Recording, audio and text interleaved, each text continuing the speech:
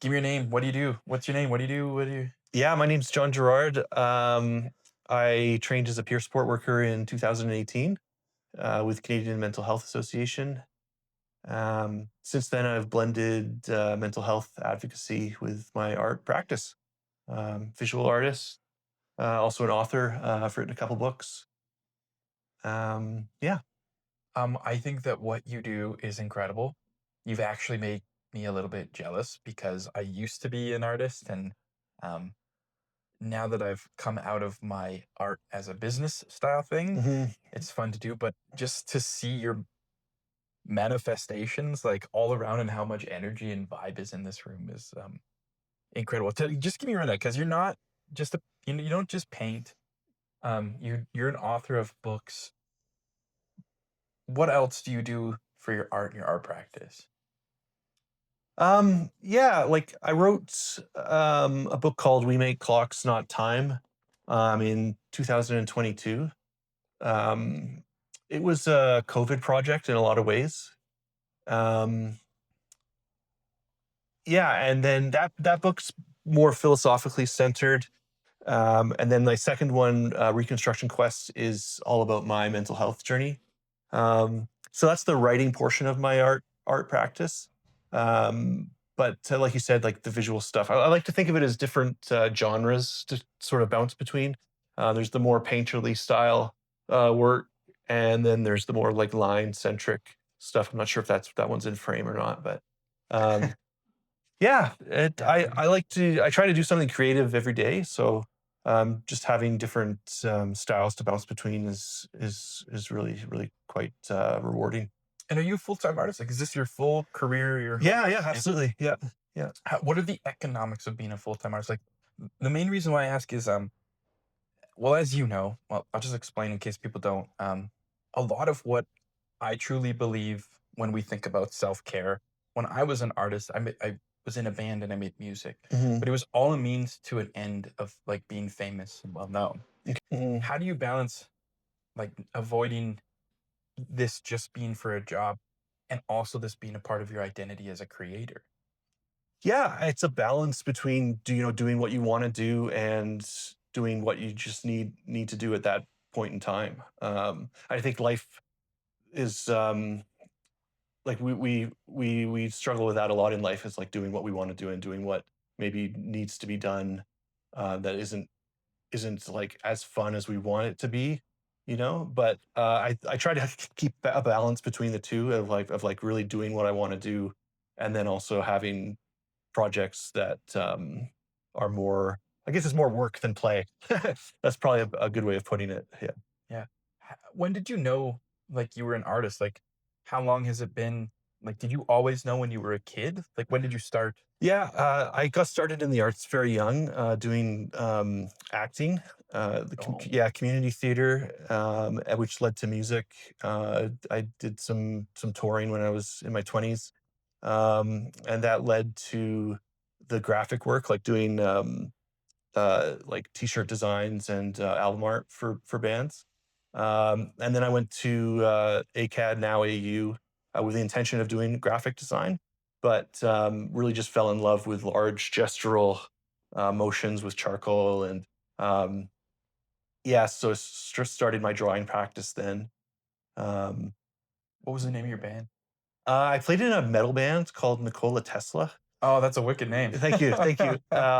Calgary? Yeah, Yeah. I did some touring with like a folk punk band named Northcote. Okay. Um, yeah, a few other quite a few other bands. It was a long, very formative time of my life. What Yeah, was your instrument of choice?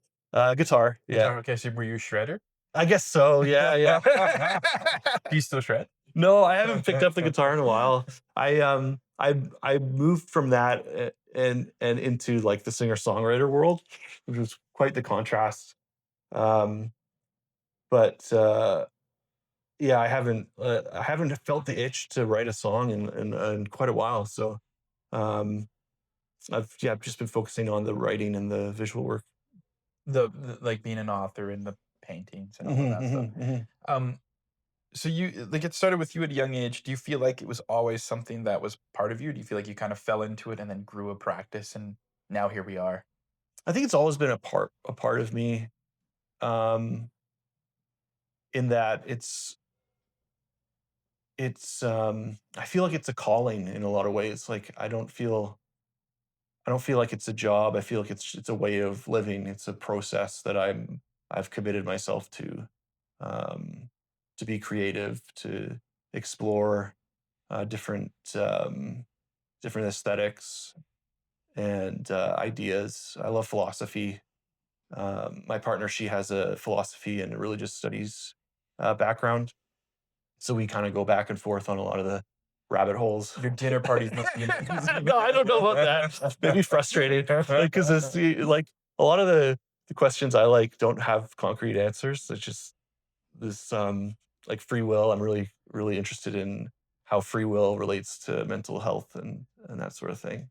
I'm Uh, really glad you said that because the first time we ever had a well, not maybe not the first time, but the first we were here, we had a conversation and you were describing your a moment with was it schizophrenia? Psychosis? Psychosis, yeah, I have the diagnosis of schizoaffective disorder.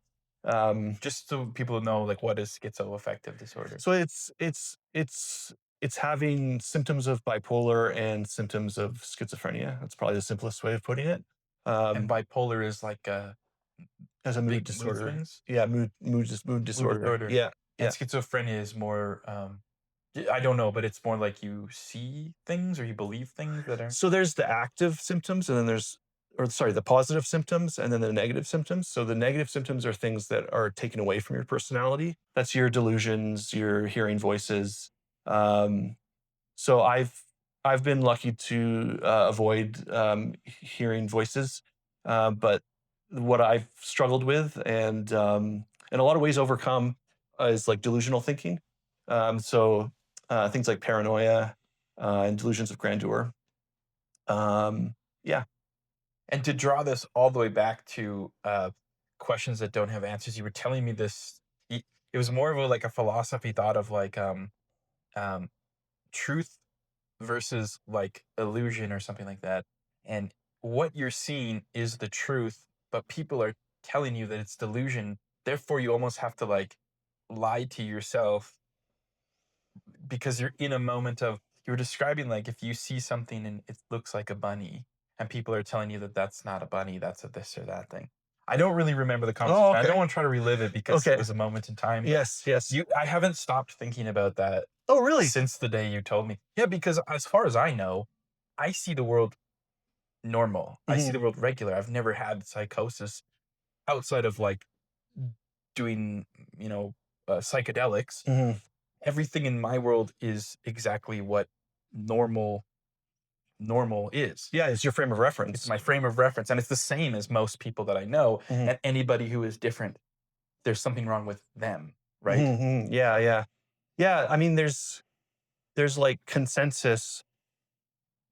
Yeah, reality works with consensus. Like, it's like we all like you said, the rabbit, it's like, I see this rabbit, and it's like, "Hey, I see a rabbit too." And then someone says, "Well, actually, I see a bunny." And you think, "Well, okay, you're looking at it differently." Like, what what is true, like philosopher named Kant would call it like looking for the thing in itself. So like looking for something without looking. So you want to like remove the viewer, but you still want to see something. Yeah, I see what you're saying.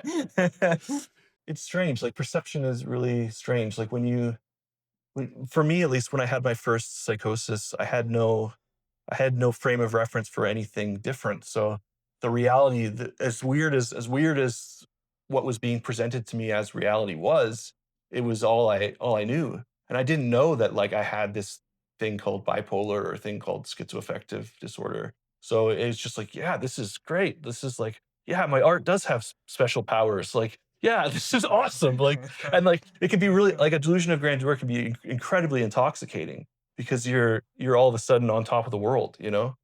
Yeah, Um, you've uncracked the code. You figured out a secret to life. yeah, Really, exactly. yeah, Yeah, yeah. and you can't figure out why people around you don't see Yeah, yeah, yeah, you. Yeah. yeah, yeah. Um, It can be isolating, like in a lot of ways, but yeah. how when did this happen to you? How did you know about this? Like, how did you know you had bipolar and just for the record, you can share as much or as little as Oh yeah, I'm very open. I try to be really open with these sorts of things. Like I said, it's yeah, I blend mental health advocacy with my yeah. practice. So I often find the more I share, the more people come to me and say, "Me too." And oh yeah, it's yeah, like yeah. it's kind of It is a bit funny, I find, talking about psychosis just because there's such stigma surrounding it. Um, and like a lot of times when people hear the word psychosis, they think of psychopathy.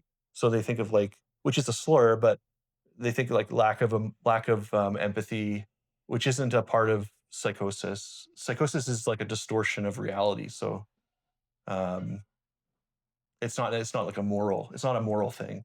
Yeah. yeah. And how long like, has it been a whole life? Like, was there, like, a switch that happened one day or Yeah, I for me, like, stress was a huge, activator for my illness. Um, so I was at art college and, I ended up getting, sick enough to be hospitalized. And that's when sort of like my formal, journey began, but I've always, had struggles with things like depression and, um, anxiety and that sort of thing, yeah. where were you born? Like, where'd you grow up? Born here, yeah, In born and Calgary? raised, yeah. Yeah. And, like, your family life, like, relatively Yeah, I have a sister, loving father, loving mother. Um, was mental health, like, a topic of conversation when you were young? no, no, it's certainly changed, So as a for the young better, person yeah. yeah, like, as a young person dealing with depression, like, did you know what it was? Did other people know? Were people trying to fix you? Was it wrong? Were you, good at hiding? I think the artist label was used quite frequently. It's like, okay, that may be a bit odd, but he's artistic, Yeah. you know? There's I can't remember how old you are, but, like, for us, it was goth. oh, really? Like, Goth? goth yeah, Okay, like, all right. the it's a goth lifestyle, like Yeah, or emo or like it's yeah, yeah, right, scenester. yeah, Scenester was one. yeah. People don't say scenester anymore, but No, and for the record, like, none of those labels, like, they're all of it is true, like, 2 things can be true at the same time, anyway, so young, dealing with it, you got labeled as an artist, so it didn't really go through.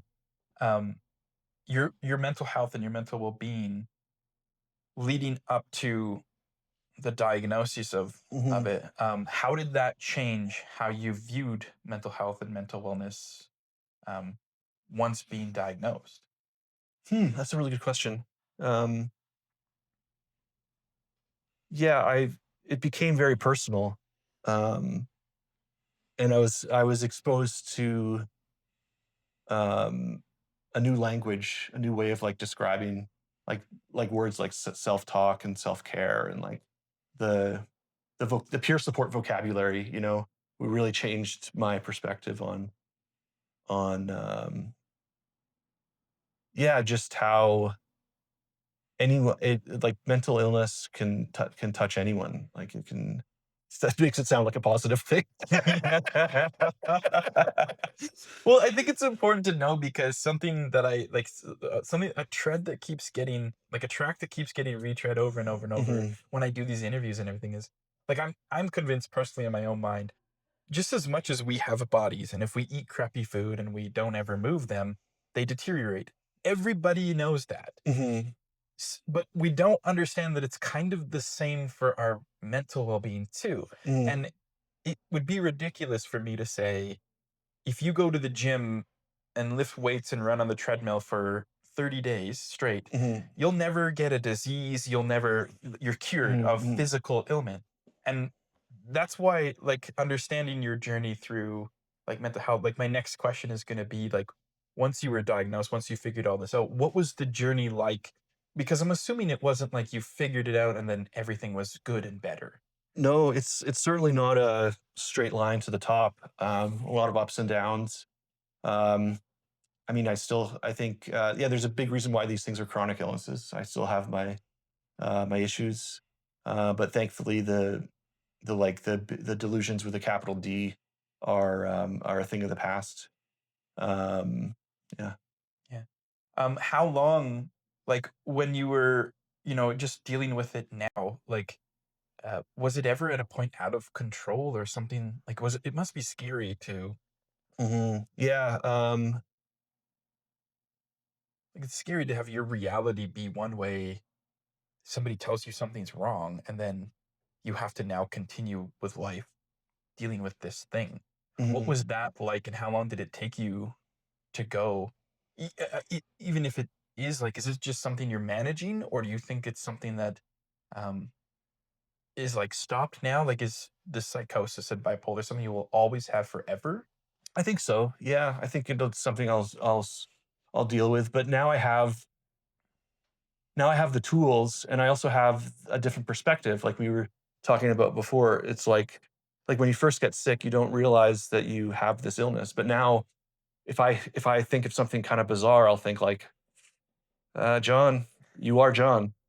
Uh, you know? So, but I mean, and then you don't want to gaslight yourself, obviously. Like that's a concern. So it gets complicated, but um, I've been really lucky, and I've put the work in too.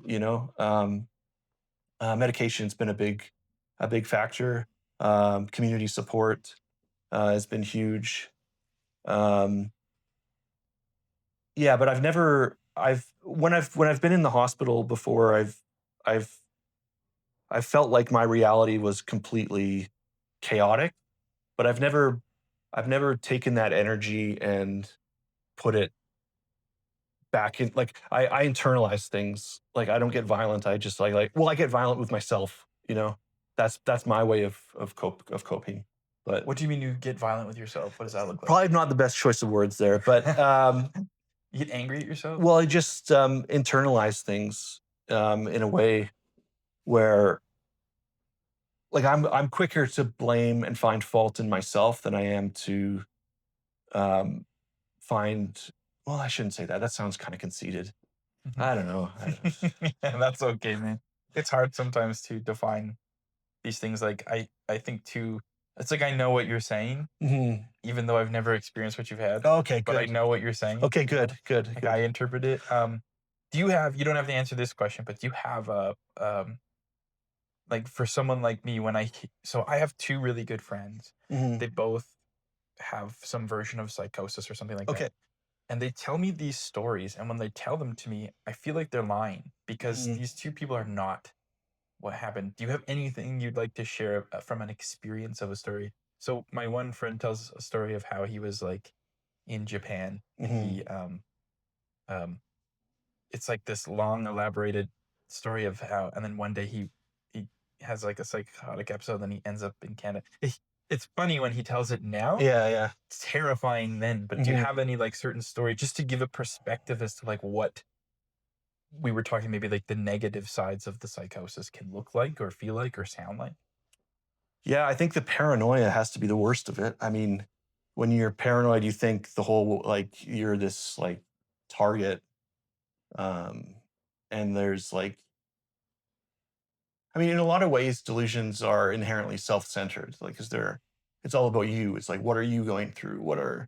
And especially a delusion of grandeur. But I mean, paranoia, it's still all about you. The world is unnaturally focused on you.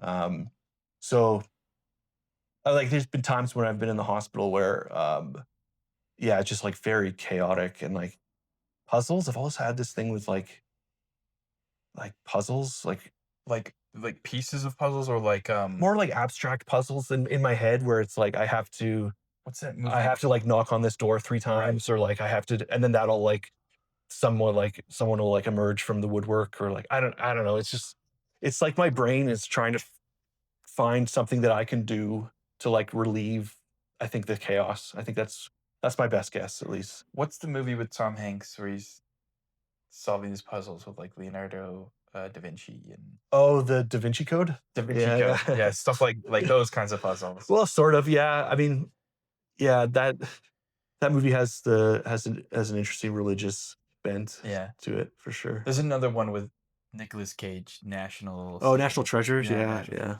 Treasure. I think I often, like I'm very aware that we're doing this for social media, and I'm very aware that the more exotic the story of it is, the Mhm. more people will wanna view and watch this. But something that I think that is super important when people share stories is like that. Um, One of the things I think that could go a long way with a community and even just generally our society is compassion. And I Mhm. think we see so many times people on the street Mhm. uh, going through something that makes them look crazy, or what was the word you used? Psychotic. Yeah, yeah. And why I like why I think sharing this conversation with you today is so important is because you had these like you've been in those types of situations Mhm, mhm. similarly, and you know, I don't ever want to like hierarchy, but like look at you now kind of thing. Mhm, yeah, Like yeah. this is what can happen. So I just hope there's a bit more compassion for people. Um, your work in peer support, how long was it that you went through what you went through? How did you find peer support? Was it a direct link?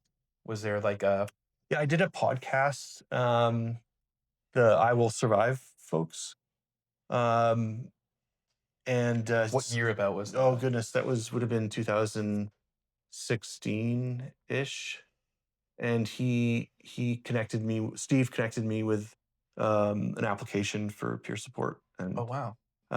that's yeah, super formative, experience, to go through.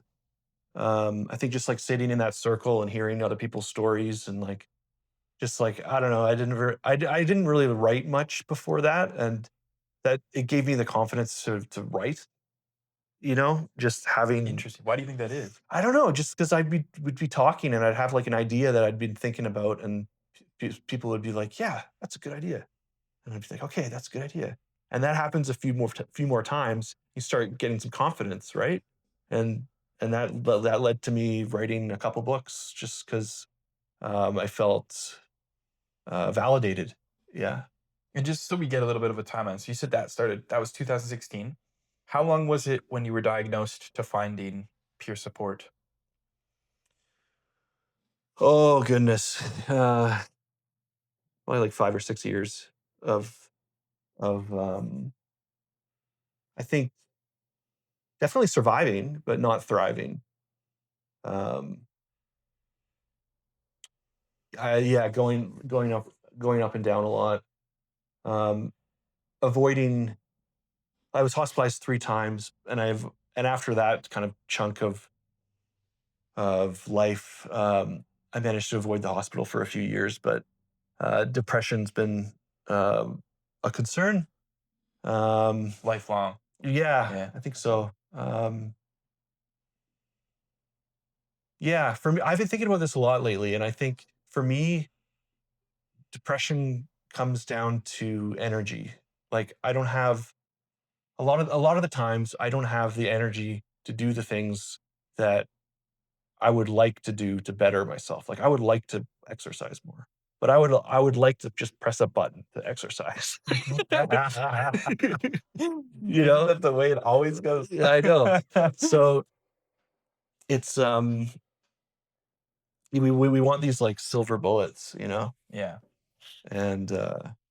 It's funny you said that because my first I don't exactly remember the words, but my first ever realization and effort into my own personal wellness, mental health, I literally opened up a computer and was like, "How do I stop depression?" Yeah, okay. Like, I didn't realize I was depressed and that, there are certain things that make me more that are natural, certain things that make me more depressed that are unnatural, certain things that make me not depressed that are natural, and certain things that make me not depressed when they're unnatural, and I Mhm, had no idea that it's a lifelong thing, and I often feel like I'm never battling it, but it is like managing it, like, it's like going into a garden that has a tree in the middle, like, mhm, mhm. you don't I mean, in my metaphor, you can't remove the tree, you gotta garden around the tree, it's Mhm, there, mhm, so, mhm, mhm. now to be back again, so I just wanna jump back into peer support, Sure. do you remember what your first day was like? Like, you Oh, got to yeah, I was chaotic. At that point, I had been spending a lot of time, alone creatively, and so I'd never worked for a big company. Um I wasn't used to the politics. I wasn't used to, just the norms, I guess. And I was very eager to get involved, but um, it got to the point where I had to take a leave of absence because I just This wasn't. is you as working as a peer This is me support working worker. as, Sorry, yeah, sorry. yeah, So sort of. your leave of absence meaning like so you're supporting people at this point. Yeah, I was supporting people, like, I like to call it, like, frontline work. I was doing frontline work, but came to the conclusion that that sort of work isn't, um I'm more suited, I think, to, like, the ideas behind these things and, like, the art and, like, helping creatively. Um, I'm still so sensitive to energies, and, I think to be a good peer support worker, you have to have such good boundaries. And I think, my boundaries have gotten better, but, yeah, it's tough, and getting affected by other people's stories, and I mean, it can go both ways. It can be a really beautiful thing, but then it can also be a very, hurtful thing to carry, someone else's weight. And so do you feel like as a peer support worker were you um you know you're supporting people or you're hearing these stories and everything. Was it just like a capacity thing, or do you just feel like maybe um, you weren't cut out for the work, or do you feel like, you said you had to take a leave? So with you carrying all of these things and you being, what was the word you used, affected by energy, or Yeah, I don't remember. what was taking the leave like? It was good. I thought, like, I really thought I could take a leave and come back, but I took the leave, came back, had to take another leave. So it wasn't in the cards. I mean, I think I've like I said, my boundaries are better now, so I think it's I'm doing, like, remote peer support every once in a while, What with, does remote peer support like look like? like talking with folks over Zoom and that sort of thing. And is that something you do with an organization, or do you do that alone? Doing it with the Western Canadian Peer Training Society. Yeah. Cool. So you on your leave of absences, like I've never done one, but like, Yeah, okay. what does it look like when you take a leave of absence? Like for you personally, what were you doing in these leaves? A lot of, a lot of battling my own mind. Yeah, a lot of paranoia, a lot of, plots that weren't true. So, I mean, thankfully, I had my cognitive behavioral therapy skills, to help. Sometimes when you're in those, like, really active headspaces, you just wanna chase the dragon, and you just wanna keep working, but that's the worst thing, really. Like, you need to step back and then limit stimulus. That's when healing, for me at least, bro, that's when healing happens, is when I step back, and I'm not just on social media, like, you know, I step back, and but you're fighting yourself because you want to chase it, because, and especially too, if you've experienced a lot of depression, and then all of a sudden you have this, like, high, it's a you're like, oh, thank God, it's this beautiful relief, because you're finally not depressed. But then you find, like, oh no, sorry, that's unnatural. That's unnatural too. Like, yeah, like, you're like, great, that's just great. Yeah.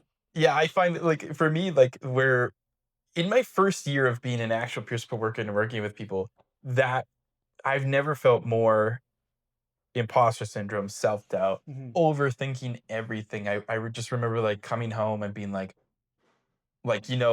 I'm ready for bed. I'm in bed, the lights off, and be like, "Did I actually say that? Why did I say that? I know, What did I I why know, I know, I know, why did I share that story?" Like, and just I know. constantly going through, and um it just like piling up and piling up. Again, also, this is the next question I want to ask you. Like, boundaries was a big thing for me too. Mhm, mhm. Boundaries didn't even just affect my work.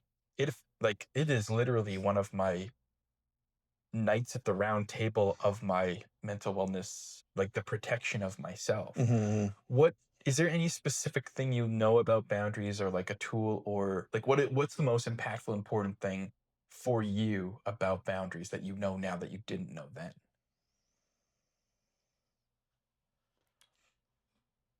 Um, I think doing my best not to mind read.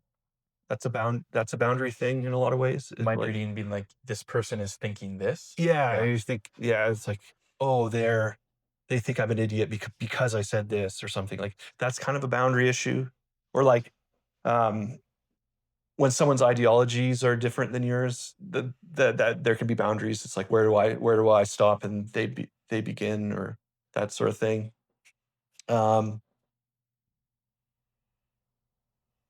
yeah, but just, I mean, it's different, but being kind to myself, I don't know if that relates to boundaries or not, but Well, I think yeah. it can because something that I've learned about boundaries is, like, there's the boundary of, like, how much like, me to you. So there's Mhm, my the physical boundary, yeah, yeah. and then there's the boundary of,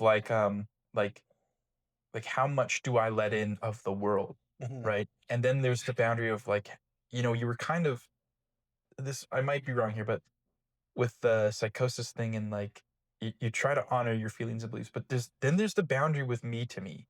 Like, mm, I have to have that boundary too.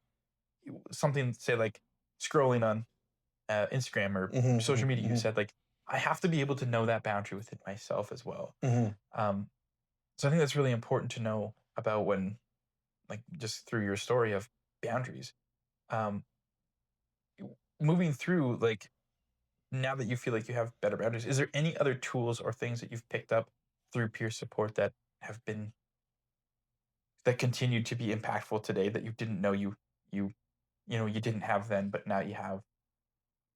Yeah, I think the role of language, and just how we talk about ourselves helps dictate the direction we go.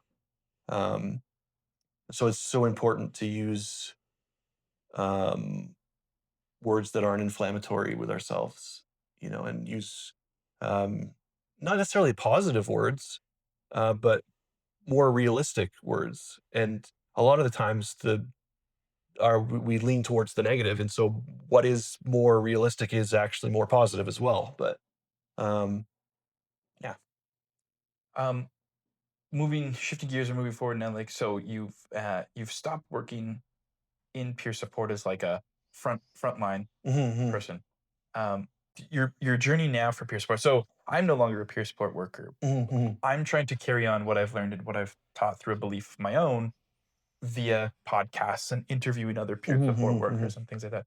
How have you carried on since not being an official peer support worker with an mhm, organization? mhm. How have you carried that on and using interaction with relationships and everything like that? Yeah, I feel like, I use peer support skills in how I relate interpersonally with people. Um, for me, my books are a big part of my advocacy. So, like, my second book, especially, on which is focuses on my mental health journey. Um, I just feel like the more positive stories out there, um, with psychosis, the better, because there's so much negativity. Um, and I mean, I'm not one to say that there aren't gruesome cases with psychosis, because there are. But I think the stat is like 3 in 100 people will have some form of psychotic. So that's a lot of people. And if we were all these violent monsters, the world would have a much bigger problem. Um, yeah. Yeah, that's awesome. Is there anything else you want to talk about with your art or with your book before I ask you the next phase of questions? You can relate it to peer support or not. Like, Sure. I wanted to say about, just free will, how there's this tension, in that if we if we say we have a choice, there's a burden that comes along with that. There's a responsibility that comes along with that. Um, but if we say we don't have a choice, then we're powerless. We don't have the impetus to, move forward, or to, um, recover further. So I think for myself, it's being honest with myself with what I can do and what isn't feasible. And there's nothing worse than when people from the outside come in and say, like, oh, this is feasible, or this is easy for me, therefore it should be easy for you. I think that's one of the biggest mistakes we face as humans is that, yeah. Wow, that's very insightful. You just like, I'm gonna have to go home and think about that. Uh, Okay, okay, let me ask you like a fun question before. sure. Um, what is one thing you think you wish more people would know about peer support? Like, what are some of the myths? What are some of the beliefs that people have? Like, I'll just show you if it helps to kick off. So, like, a lot of people, I've heard a couple things. Sometimes people think there's like a pyramid scheme involved, Mm, right? It's like they're trying to get you into like the other thing. It would be like a cult. Like they're trying to get you mhm, into a mhm. thing. Yeah, yeah. Um, in your experience, what do you wish more people? Part of why I'm doing this is to spread the word of peer support. Part Mhm, of mhm, mhm. what do you wish more people knew about peer support and how it can impact lives or anything like that? Yeah, it, it's a part of the puzzle, you know? Like, I don't think peer support will or should replace like the clinical model, but it's more holistic in the sense that, um, with peer support we focus on the whole person, and there's, I think in the clinical world, the with the diagnostic language and the, um, it can be very like minimizing and reductive. You're reduced to these symptoms, you're reduced to this diagnosis. Whereas peer support, we ask like, what matters to you? What what are you doing that's strong? Um, how can we reframe this? Um, so yeah, it's being that sounding board that I think everyone deserves.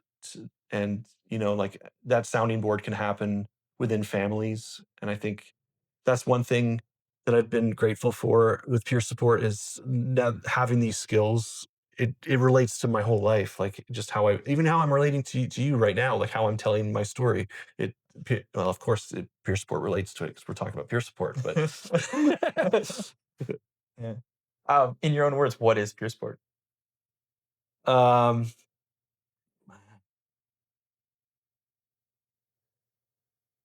sharing lived experience to instill hope. Sharing lived experience to instill hope. Wow, that's awesome. I've also boiled it down to a small sentence, but yours is, I think, better than mine. Oh, So thank you. yeah.